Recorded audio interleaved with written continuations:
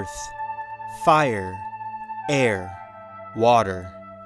Elements all different and unique from one another, yet there was always a need for a balance between them all. Earth complemented air as much as fire supplemented water. Without their halves, the elements and the world at large would be thrown into chaos, out of balance. Only the Avatar can master all four elements and maintain the balance of the world. For hundreds of years, the Avatars were the mediators between all the nations, the bridge between the physical and the spiritual worlds. 12 years before the Great Airbender Genocide, Avatar Roku met his demise on his home island. Moments later, he was reincarnated into Avatar Aang of the Air Nomads. Aang became a powerful airbender, mastering the element at the age of 12. But once the monks told him of his Avatar status, he became overwhelmed, running away from the responsibility. The young Avatar was caught in a storm, encased in ice.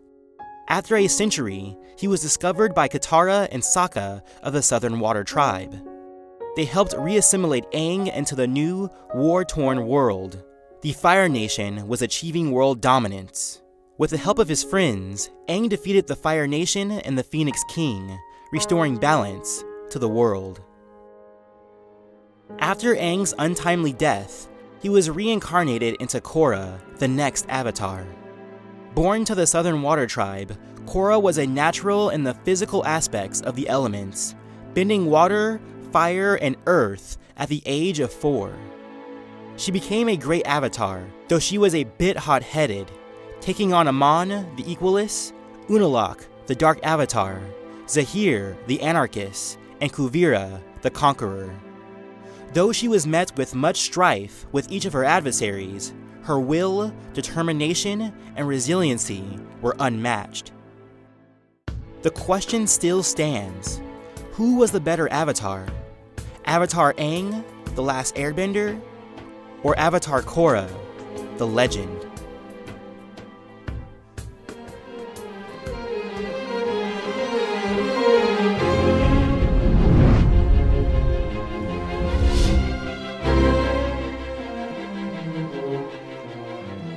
In this matchup, I will be comparing Aang and Korra as they appear at the end of their series.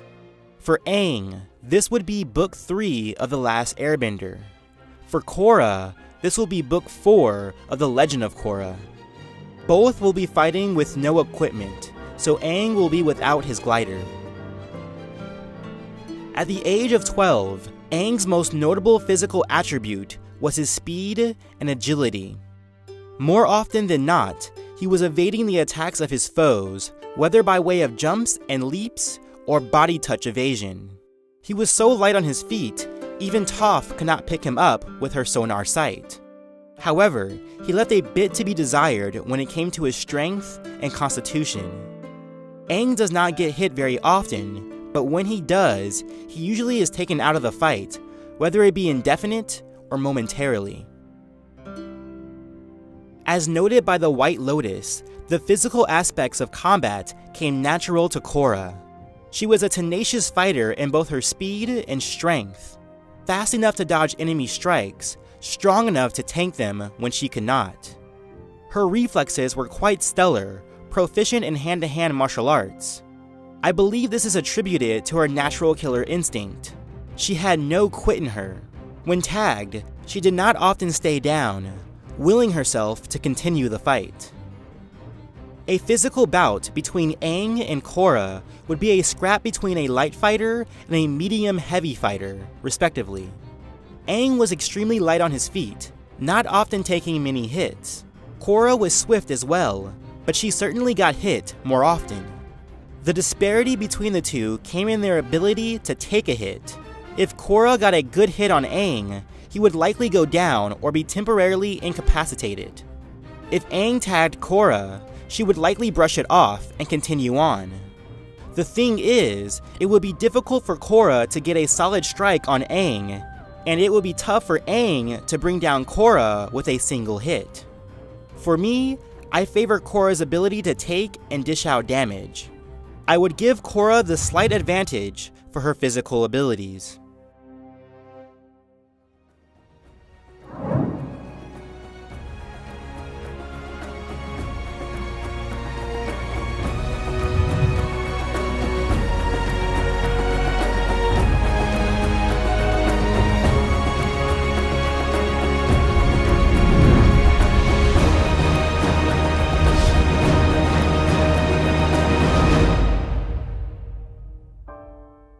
As avatars, Aang and Korra could bend every element known to man. Because of this, I will break down each element in sections with separate verdicts.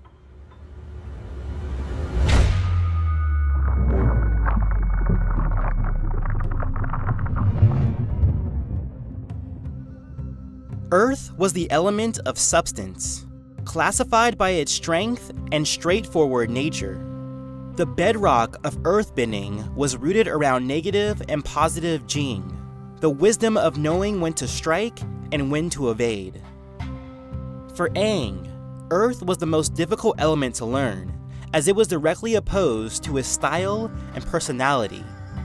He was taught by the young prodigy Toph Beifong.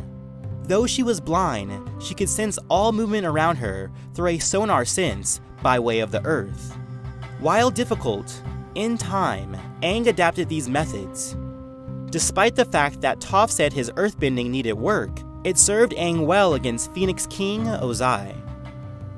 For Korra, she would be a natural talent with Earth. The principles of the style fell directly in line with her own personality. At the age of 16, she was already a master of the element, learning from earthbending masters under the guidance of the White Lotus. When she arrived in Republic City, she took up pro-bending, learning a much faster and loose style of earthbending. On top of that, she learned metal bending from Su Yin Beifong, Toph's daughter, which came in handy when she faced Kuvira. Both Aang and Korra have displayed comparable strength with their abilities, but Korra's knowledge of metal bending, coupled with her more versatile style, bodes well for her advantage. Aang didn't hold Toph's full confidence in his abilities, and he had difficulty contending with Azula in a head-on earthbending assault. Plus, Korra's personality was more well-suited to Earth. When comparing the two, Korra would seem to get the edge for her earthbending.